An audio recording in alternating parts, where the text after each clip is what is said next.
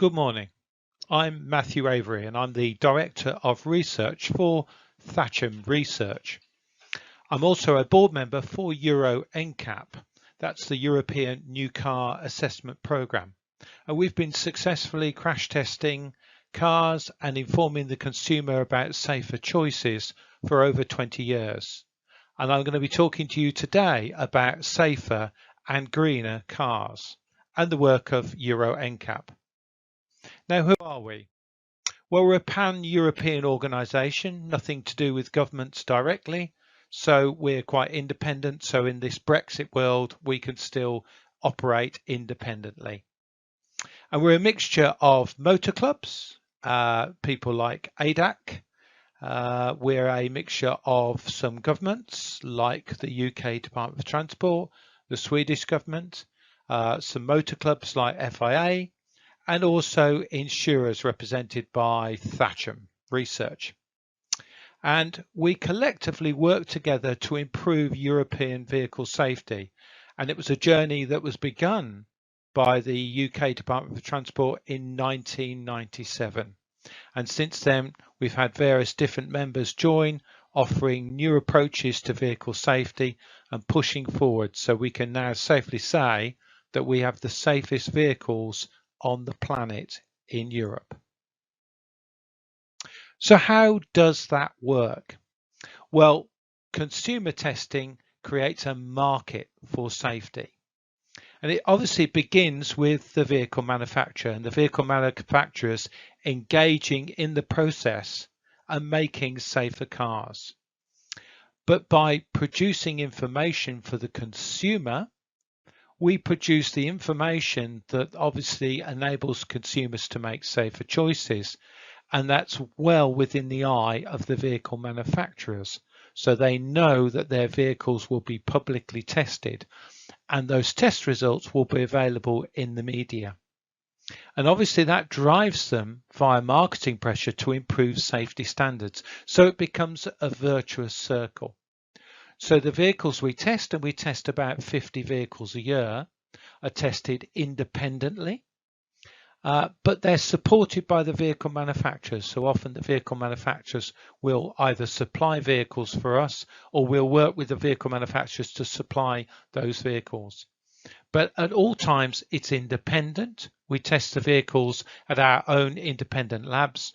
And although it's under the eye of the vehicle manufacturers, they have no veto on those results. But they know the independence that we produce and the media and marketing materials that we produce drives the market for safety. And we've successfully done that since 1997. And the market coverage is huge.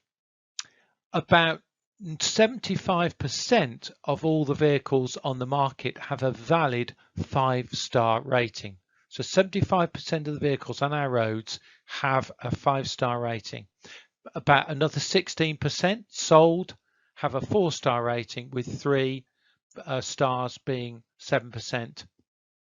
And those unrated are just 2%.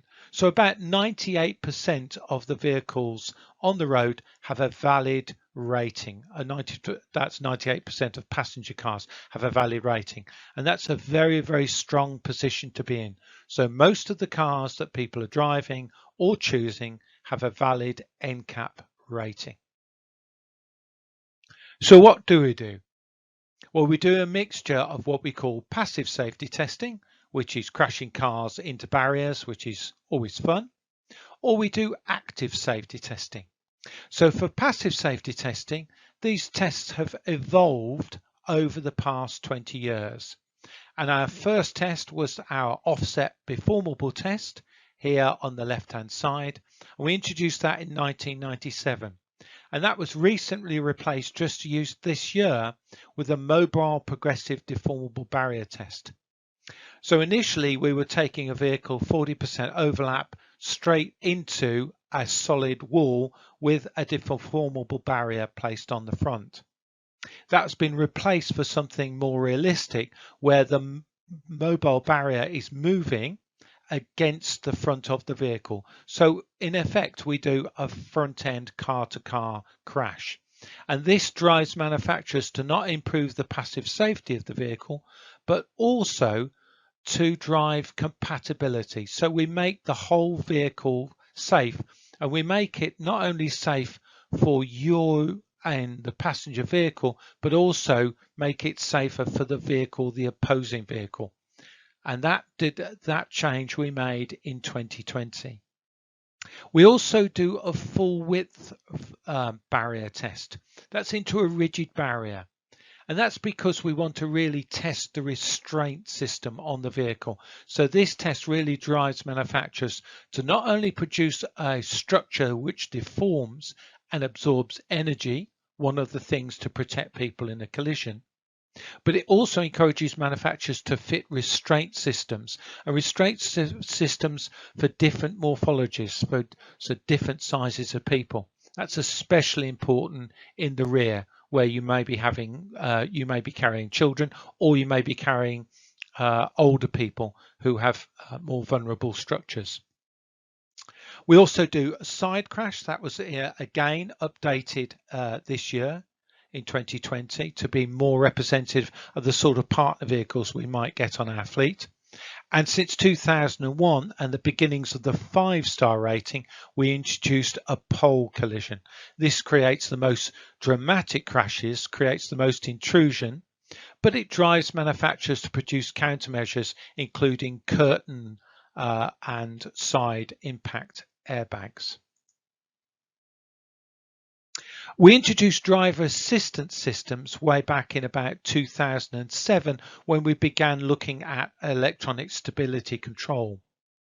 We introduced things like lane support systems, AEB, which was the big change in 2014, and we've built upon that by looking at additional autonomous emergency braking tests with pedestrians that we added in 2016 for both adult and children, and adding cyclist detection tests in 2018. So again, this has been a journey of additional tests, a journey of lifting the bar. So what was a 5-star car 3 or 4 years ago probably won't be a 5-star car now. But these tests not only protect occupants within the vehicle, but they protect other people around the vehicle, vulnerable road users, cyclists, and also encourages drivers to effectively behave themselves with things like intelligent speed assistance systems. Lots of drivers don't want to break the speed limit, and they value the speed signs on the dashboard that tell them the speed limit, and also the ability to lock the vehicle to that speed limit. So here are some tests that we've done with vulnerable road users. Here's a car to pedestrian test, and you can see here this is our obscured child, and there's a big SUV fitted with a standard fit AEB system. Again, another SUV against our cyclist tests. So you can see these are quite sophisticated tests. They obviously have to be robust and repeatable, but representative of real world crashes. And I have to say, I really welcome the fact that manufacturers have risen to the challenge and are fitting these technologies as standard, because we require to get the 5-star rating that these systems must be fitted across the EU, that's EU 27 plus 1 now, but they must be fitted as standard to every vehicle. These are not optional systems. And I said we keep raising the bar on these tests. So in 2020, we introduced some of the most far-reaching changes to the tests that we've ever introduced. So we introduced a new attention assist program. So this is new technology that's encouraging driver monitoring systems. We begin 2020 with the indirect monitoring, but we're moving towards direct monitoring systems that I'll move on to in a later slide. We also introduced more exacting AEB tests. So we've done car-to-car rear, we've done pedestrian, we've done cyclist. So we're now looking at turning across path and reverse AEB. New functionality that's going to increase vehicle safety And bear in mind, it has to be standard to get the 5-star rating. We introduced this new mobile progressive deformable barrier test that encourages manufacturers to not only make safe structures, but compatible structures as well. And we've made it more demanding because we've introduced brand new dummies, the Thor ATD. That's replaced our old friend, the Hybrid 3, that we've used since 1997 and has been the standard dummy and is still the standard dummy for most crash testing. But the Thor really lifts the barrier in terms of the complexity and driving improved performance because it's a much more biofidelic dummy. And therefore it's much more representative and it's much more able to eke out the problems with vehicle structure or the restraint system. So it's a much tougher barrier for the vehicle manufacturers. But again, they are meeting that challenge. We've not only looked at side impact protection for the struck side, but we've also looked at the non-struck side. We've looked at people in the far side. We see about 30% of killed and seriously injured in side collisions of people on the non-struck side. So we're encouraging vehicle manufacturers to produce compartmentalization. So producing airbags not only on the struck side, but in the middle of the vehicle to protect both the passenger and the driver. And again, we've lifted the barrier when it comes to whiplash, increasing the protection for whiplash occupants. So we're talking revised test procedures, and we're looking at measuring whiplash for not only front seat occupants, but rear seat occupants as well. And the final thing, which was again a change that we introduced for 2020, is looking at extrication. So we're moving into tertiary safety. So we're protecting people with passive safety in the event of a crash. We're protecting people to help avoid the crash. But we're also protecting people who've been involved in the crash to help the emergency services to produce information. And that's especially relevant with more complex electric vehicles where we need to know where the batteries are and we need to know where high voltage cables are. Very important information openly available to the emergency services.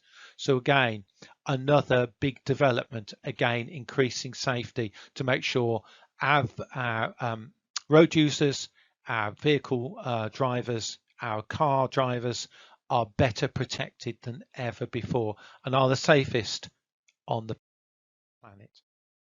Does it work? Well, we think it does. The data suggests there is a huge improvement in killed and seriously injured and the protection for people in passenger cars since before Euro NCAP.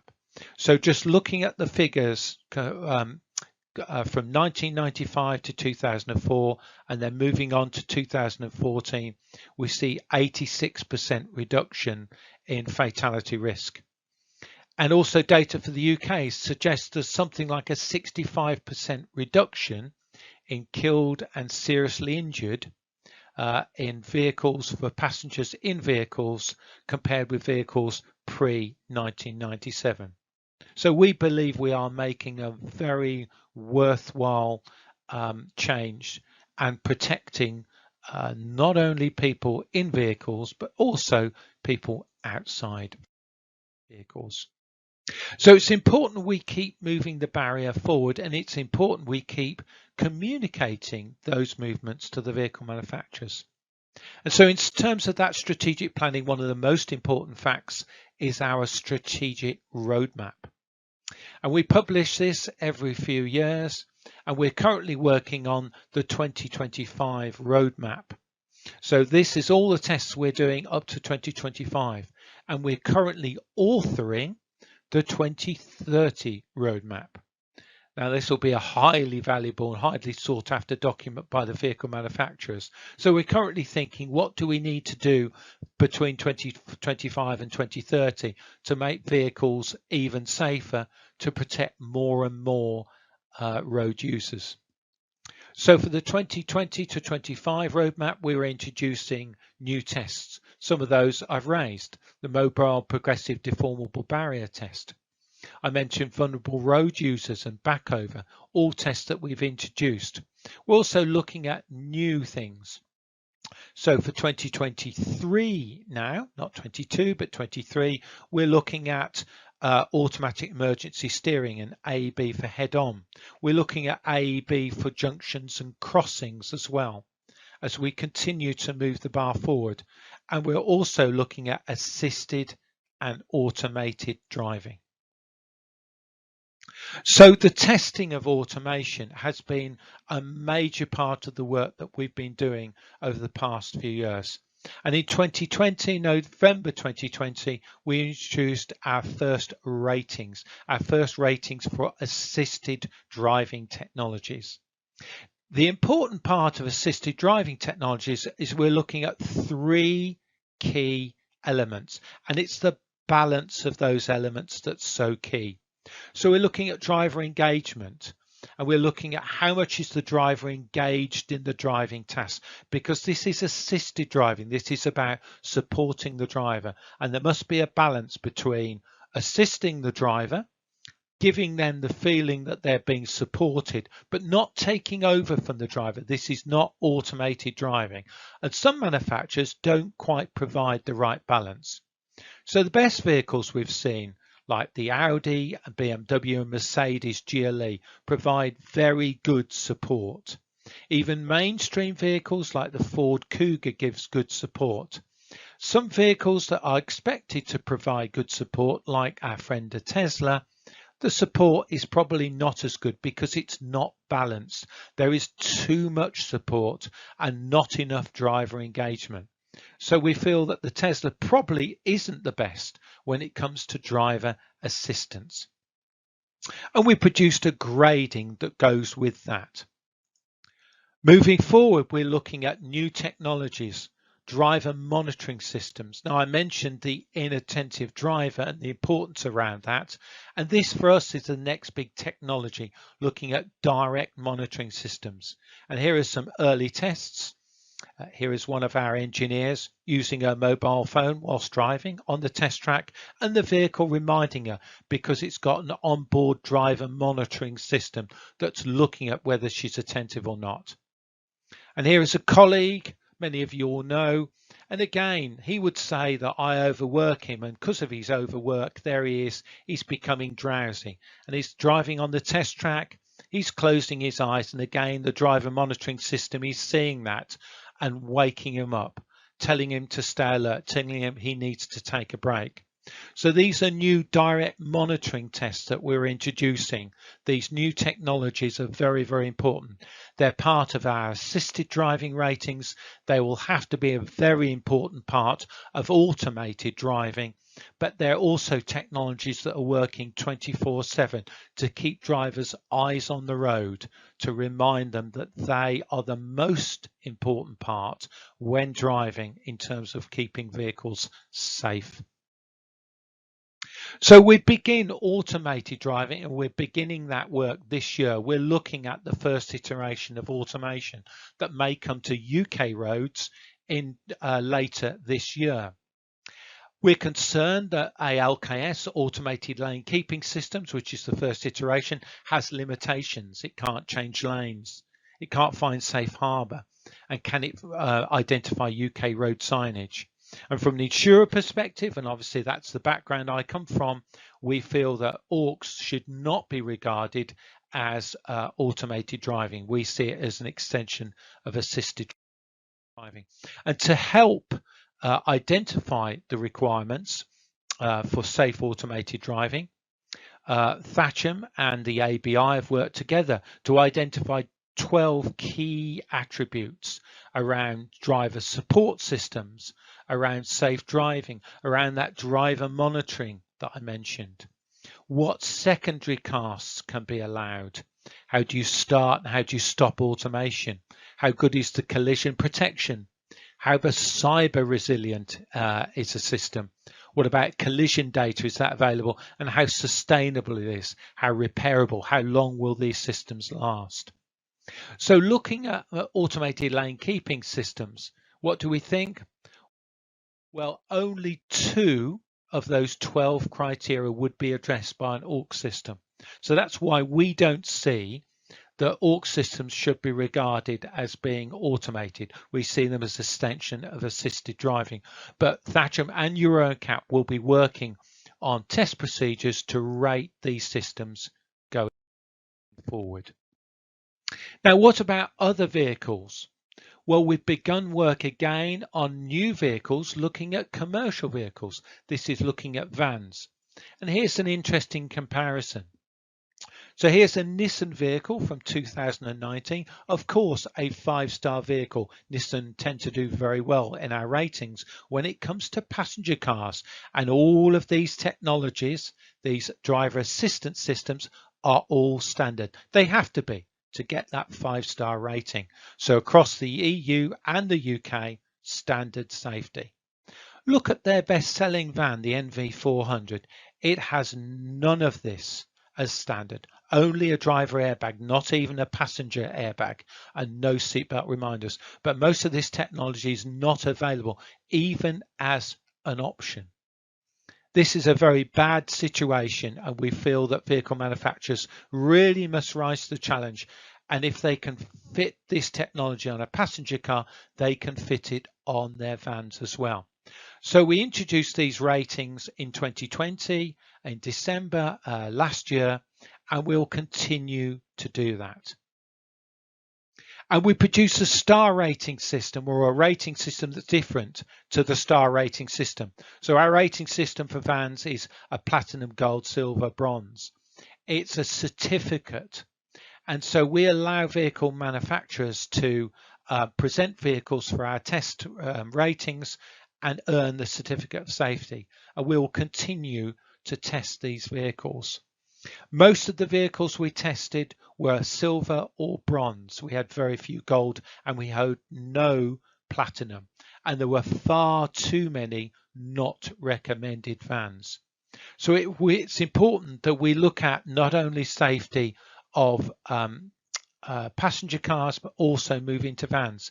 And this is much less about protecting people in the vans. This is about protecting other vulnerable road users and other passenger car drivers with these vans that are big and obviously tend to be more aggressive.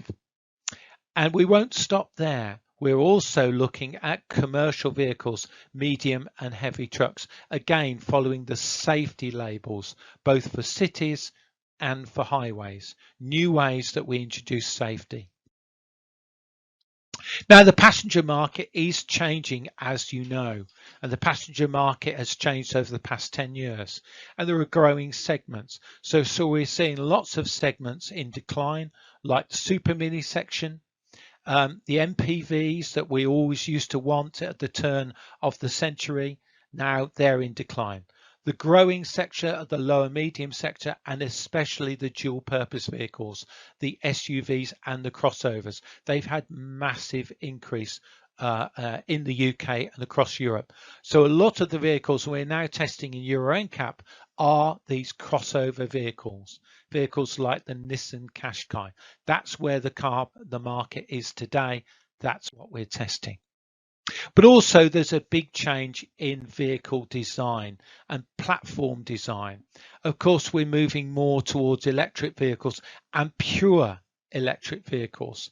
So this is a good example, VW with their MEB platform, this new electric vehicle platform, this skateboard design. So that has big safety challenges. Also, it enables vehicle manufacturers to do a lot more with the vehicle. And this, out of scale, I hasten to add, is one of the main drivers. This is the domain control, the electronic systems, the electronic brain that's enabling a lot of the technologies, especially automated driving technologies. And there's a lot of new vehicles in the market, new EVs coming to the market. Many of these you'll know, Nissan Leaf, Renault Zoe. But also new players like Volvo with their Polestar brand, Ford with their Mach-E, and things like Rivian, a US SUV. And also there's a lot of new designs from China.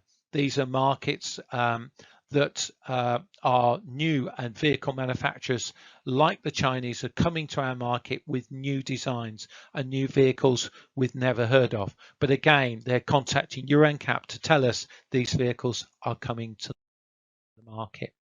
So it's very important we branch out and not only look at vehicle safety systems, but also look at the green agenda.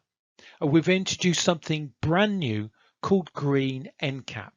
This again went live in 2020. So this gives the consumers not only information about safety, they know our star ratings, but we can talk about star ratings of green vehicles. And there's obviously capability for us to join these two things together, which we may well do in that new roadmap. Join the green agenda for green safety and also look at vehicle safety and combine those two aspects together to give consumers more choice and more information. And talking about new mobility modes, new vehicle designs, we're also looking at things like e-scooters. We've been testing e-scooters and e-scooter targets, and the results of current AAB systems are quite disappointing. Here's our Tesla with 10 kph testing against e-scooter target, and we see some performance that falls off. You can see at 20 kilometers per hour, our Tesla, which is one of our benchmark cars for AEB, doesn't respond. And Ford, again, a very good performer in terms of AEB, has no performance against e-scooters. So again, we need to introduce new safety testing for those sorts of vehicles. So in summary, we've had 20 years of safer cars. We have a lot more work to do. So the work of Euro NCAP and Green Cap continues to make vehicles safer and make vehicles greener.